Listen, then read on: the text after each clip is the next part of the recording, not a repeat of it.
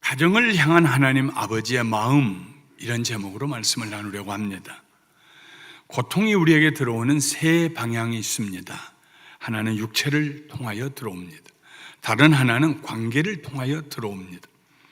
또 다른 하나는 생활을 통하여서 들어옵니다. 육체를 통하여 들어오는 고통은 몸을 아프게 합니다. 관계를 통하여 들어오는 고통은 마음을 아프게 합니다. 생활을 통하여 들어오는 고통은 배가 고프게 합니다. 지난주일에 저는 세상에 사람이 되어 오신 하나님의 아들 예수님께서 우리에게 아버지 하나님의 마음을 보여주셨다고 말씀드렸습니다. 아버지 하나님의 마음은 은혜와 진리입니다. 이 둘은 마치 뼈와 살의 관계와 마찬가지여서 서로가 서로를 보완하여 완전하게 해줍니다. 은혜에 진리가 있어야 되고 진리에 은혜가 있어야 합니다. 마태복음은 예수님께서 제일 먼저 베푸신 기적으로 산에서 예수님이 제자들을 가르치시고 내려오자 말자 문둥병자가 예수님을 찾아온 이야기를 기록하고 있습니다. 선생님, 원하시면 저를 깨끗게 하실 수 있습니다. 예수님께서 그의 머리에 손을 얹어 안수하시고 내가 원하노니 깨끗하라, 깨끗함을 받으라. 그때 그 문둥병이 그에게서 떠나가고 치료를 받았습니다. 마가와 누가는 회당에서 더러운 귀신 들린 사람을 예수님께서 고쳐주신 이야기로 예수님의 행하신 일들, 특별히 기적을 기록하고 있습니다. 그런데 요한은 병자를 고치신 얘기가 아닙니다. 물로 포도주를 만드신 이야기로 시작합니다. 이 이야기는 다른 복음서에 없습니다. 요한이 그의 복음서에서 첫 번째 기적으로 선택한 이 이야기에는 특별한 의미가 담겨져 있습니다. 먼저 그날 일어났던 일들을 간단하게 말씀드리겠습니다. 가나라고 하는 동네, 나사렛에서 남쪽으로 멀지 않아서 나사렛 언덕에서 내려다 보이는 가나 동네입니다. 그 동네에 혼인잔치가 있었습니다. 예수님과 그의 어머니 그리고 몇 명의 제자들도 그 잔치에 초청을 받았습니다. 가난한 시골 사람에게 있어서 잔치, 특별히 혼인잔치는 모처럼 새로운 음식을 먹어보고 배부르게 즐길 수 있는 기회입니다. 제가 어렸을 때에 혼인잔치집에 어머님이 다녀오시던 날이 늘 기억이 납니다. 무엇인가 치마 속에 따로 가지고 오셔서 주신, 그리고 맛있게 먹었던, 옛날 시골 사람들은 다 그렇게 살았죠. 그런데 잔치 중에 이 집에 포도주가 떨어졌습니다. 이스라엘의 혼인잔치에서 포도주가 떨어졌다는 것은 한국 사람의 잔치에서 밥이 없어졌다는 것하고 똑같은 것입니다. 아마도 예상보다 더 많은 하객이 몰려왔을 수도 있습니다. 혹은 그 중에 일부가 염채도 없이 계속 포도주를 많이 마셨기 때문에 그런 일이 일어났을지도 모릅니다. 아니면 신랑네 가정이 넉넉지 않아서 처음부터 포도주를 충분히 준비해 놓지 못했을지도 모릅니다. 어떤 연고인지 모르지만 분명한 것은 잔치 도중에 포도주가 떨어져 버렸다는 사실입니다. 떨어졌어요. 뭐가? 포도주. 무슨 소리 하고 있어? 포도주 없이 무슨 잔치가 되나? 좀 밑에까지 해봐. 없어요. 바닥 긁었어요. 좀 항아리를 좀 이렇게 기울이고 좀 가져와. 없어요. 벌써 그랬는데요. 이스라엘의 혼인잔치는 보통 일주일 동안 계속됩니다. 혼인잔치 중에 포도주가 떨어졌다는 사실은 신랑과 신부에게 있어서 보통 큰 문제가 아닙니다. 어떤 학자들은 중동 지역에서 혼인잔치 중에 이런 일이 일어나면 벌금을 무는 경우도 있다는 기록을 발견했습니다. 적어도 이 신혼부부는 평생토록 동네 사람들의 구설수에 오르내릴 것입니다. 할 말이 없으면 아이고 저 집 봐, 잔치하다가 이틀 만에 포도주 떨어졌어, 사흘 만에 떨어졌어, 유명한 집이야, 인색해, 별별 말을 붙여서 가시거리를 만들었을 것입니다. 평생토록 조롱과 비난을 받으며 부끄러운 인생을 살아가야 합니다. 포도주가 떨어졌다는 말을 예수님의 어머니 마리아가 들었습니다. 그리고 조용히 예수님께 말했습니다. 예수님께서 대답하십니다. 여자여 그 일이 나와 무슨 상관이 있나요? 우리 같으면 어머니에게 여자여 하면 버릇없이 들립니다. 그러나 그 당시의 문화는 존중이 여기는 단어입니다. 로마의 황제가 클레오파트라를 부를 때에도 여자였구나 하고 불렀습니다. 그 일이 나와 무슨 상관이에요? 이 일에 나를 끌어들이지 마세요. 아직 내 때가 이르지 않았습니다. 그러나 마리아는 하인들에게 부탁합니다. 내 아들이 무슨 말을 하든지 그대로 하라. 언제부터 마리아의 마음속에 내 아들이라면 이 문제를 해결할 수 있을 것이다 하는 생각이 들어왔는지 우리는 모릅니다. 그러나 분명한 것은 마르다에게 예수님을 향한 그런 믿음이 있었다는 사실입니다. 얼마 후에 예수님이 하인들에게 말했습니다. 물을 떠다가 6 항아리에 가득 채우라.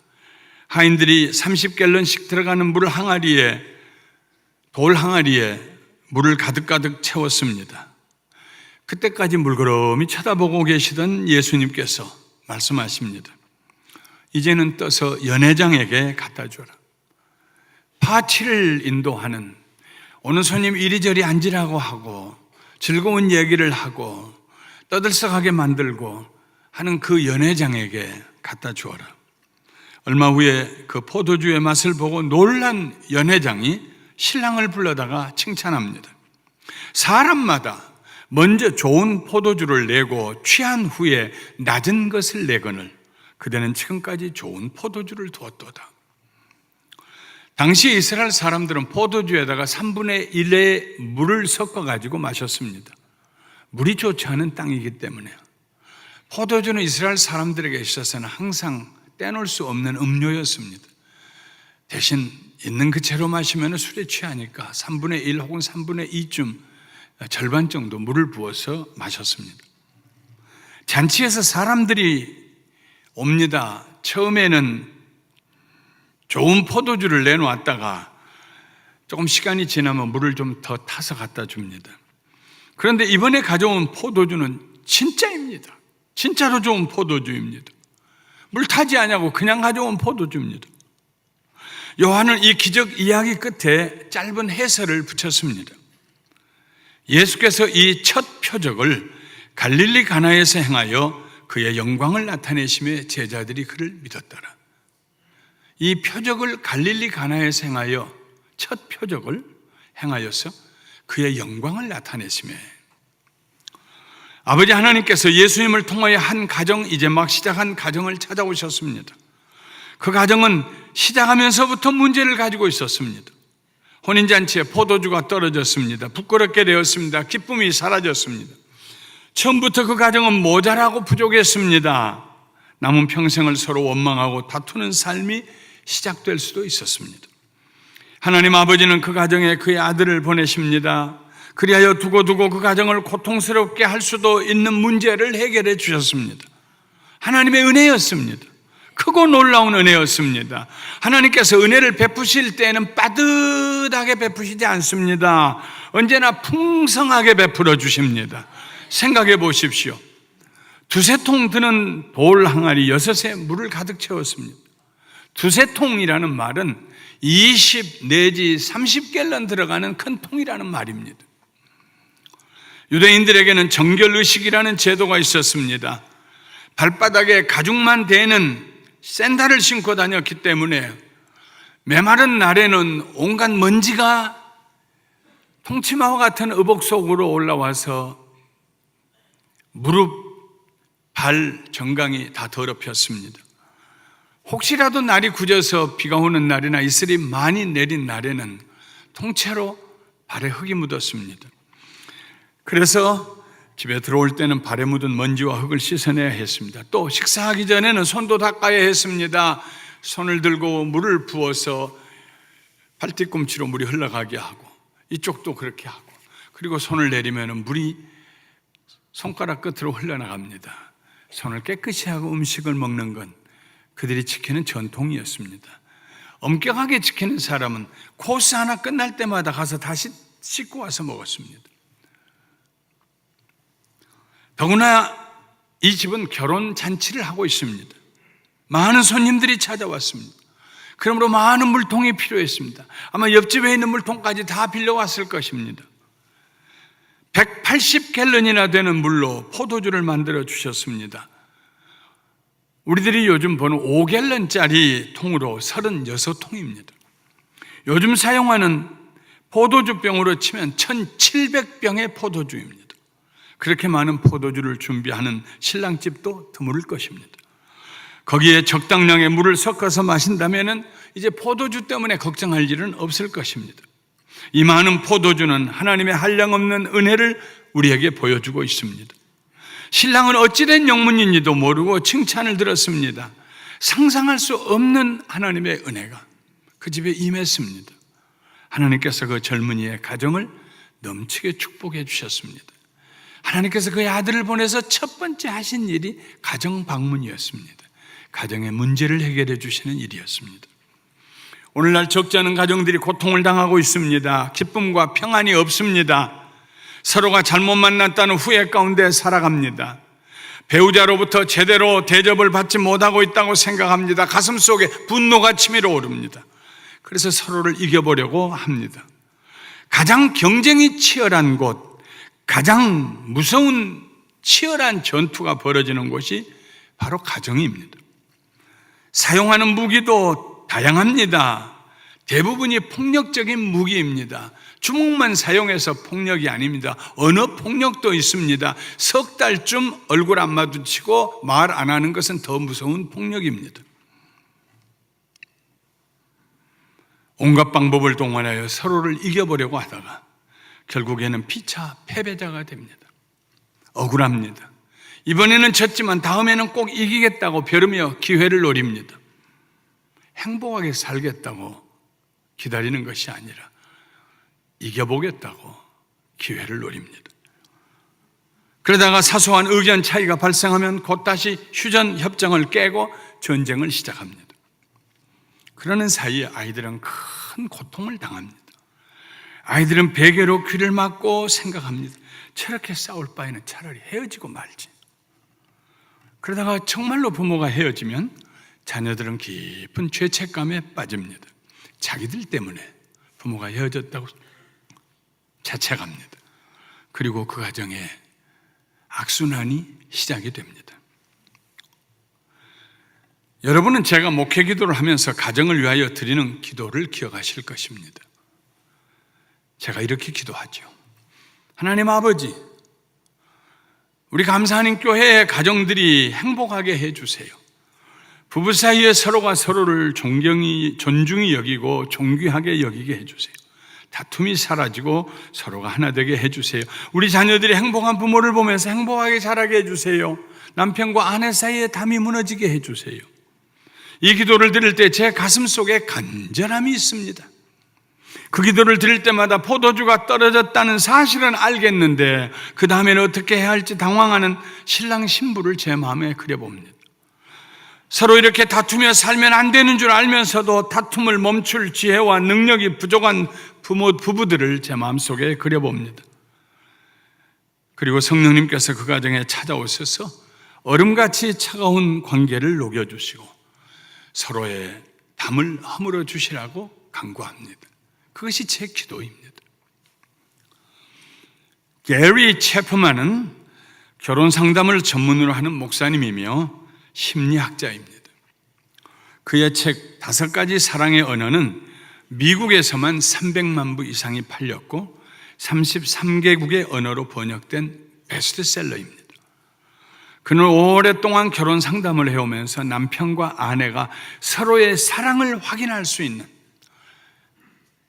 내 남편이 나를 사랑한다, 내 아내가 나를 사랑한다, 그 사랑을 확인할 수 있는 5가지의 언어를 발견했습니다.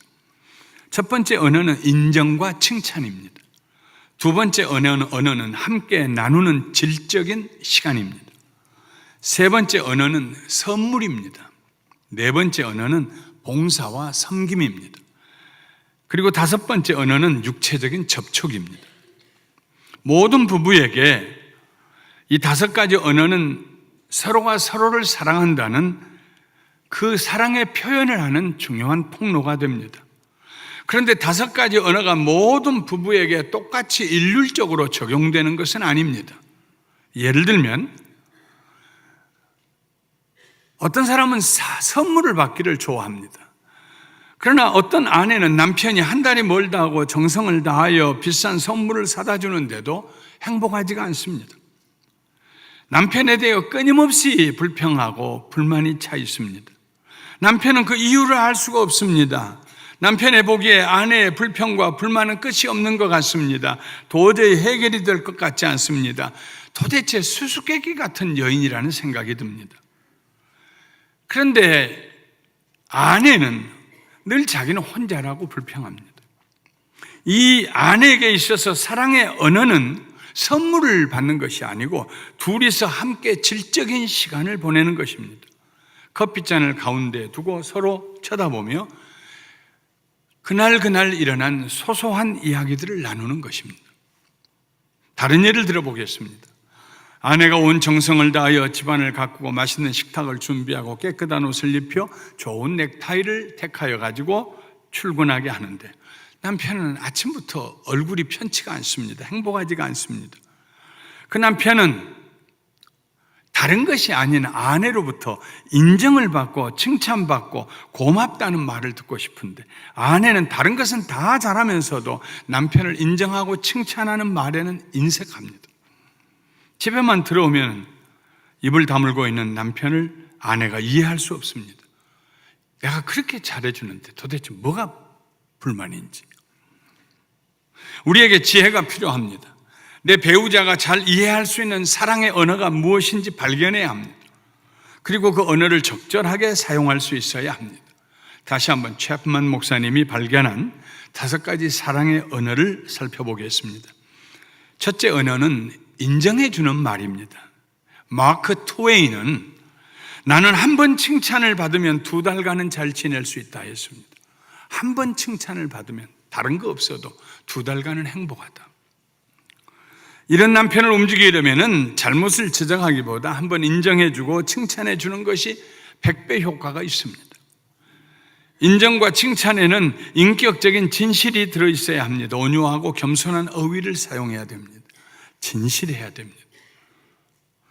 그의 장점을, 그의 수고를, 그의 존재를 인정하고 칭찬해 주어야 합니다. 둘째로 함께하는 시간입니다. 아무리 좋은 집에 살아도 남편과 함께하는 둘만의 시간을 갖지 못하면 아내는 불행하게 생각할 것입니다. 내가 죽도록 돈 벌어다가 이렇게 좋은 집에서 일하지 않고 살게 하는데 무엇이 그렇게 불만이냐고 아내를 공박해도 아내의 얼굴이 펴지지가 않습니다.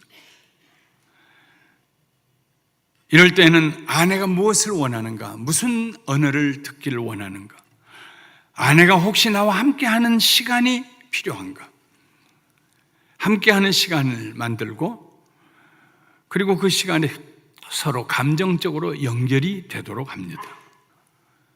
그래, 함께 해볼게. 빨리 말해. 나 5분밖에 없어. 5분 동안에 무슨 대화가 되겠습니까?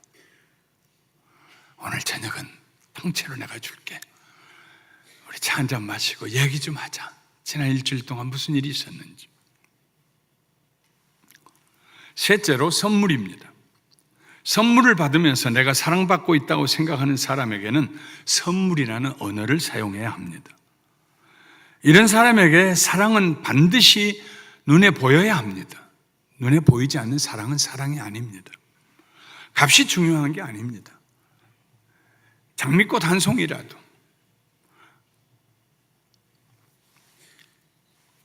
선물을 받음으로 상대가 나를 기억하며 배려하고 있다는 생각을 하게 되고 그래서 사랑받고 있다고 생각합니다. 수십 년 전 얘기입니다. 지나가다 미아리 길가의 시장에서 조그마한 손지갑을 하나 싸구려를 샀습니다. 그리고 제 아내에게 갖다 줬는데 지금까지도 감사해요. 그게 어디 갔는지 모르지만.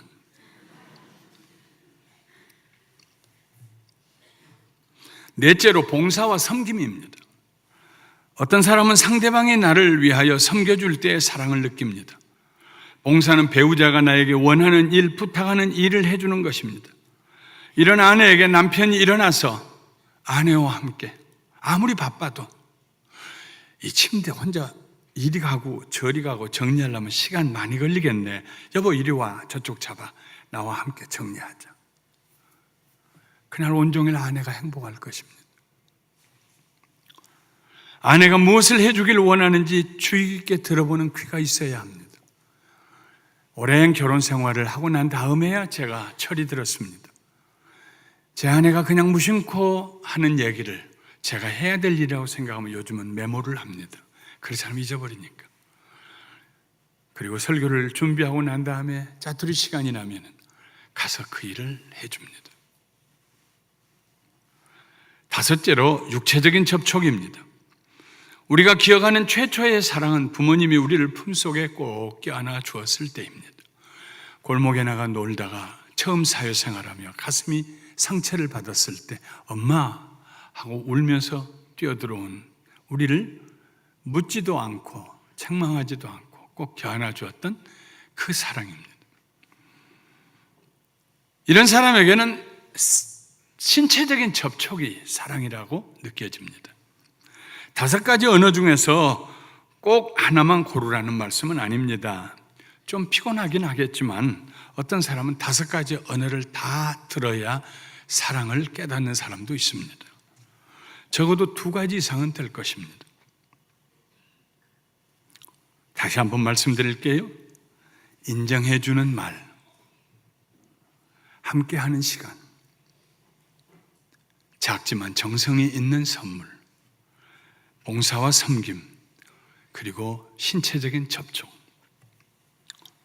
사랑의 언어가 있는 가정은 경쟁이 사라집니다. 전투도 사라집니다. 서로가 서로에게 기꺼이 져주는 삶을 살아갑니다. 서로 이기려고 하다가 결국에는 서로 패배하는 악순환이 사라집니다.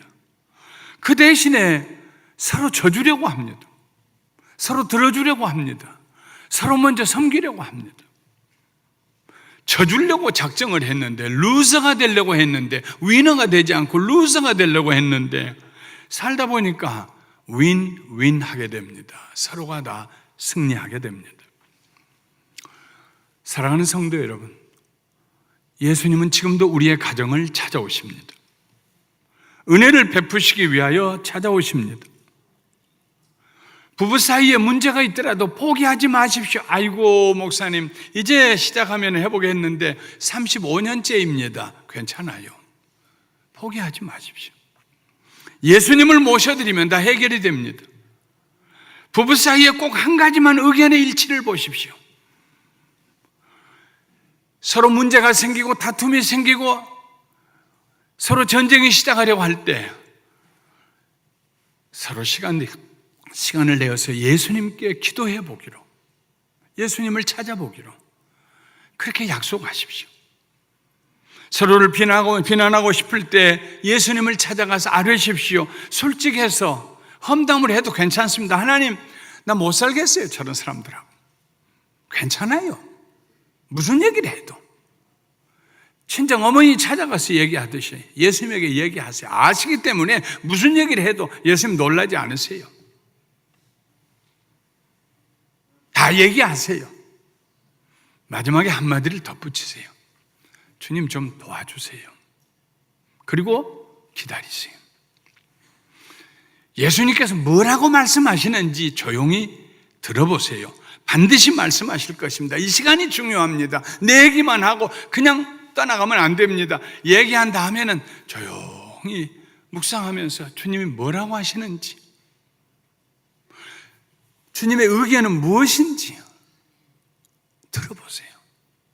그 시간이 바로 물이 변하여 포도주가 되는 시간입니다.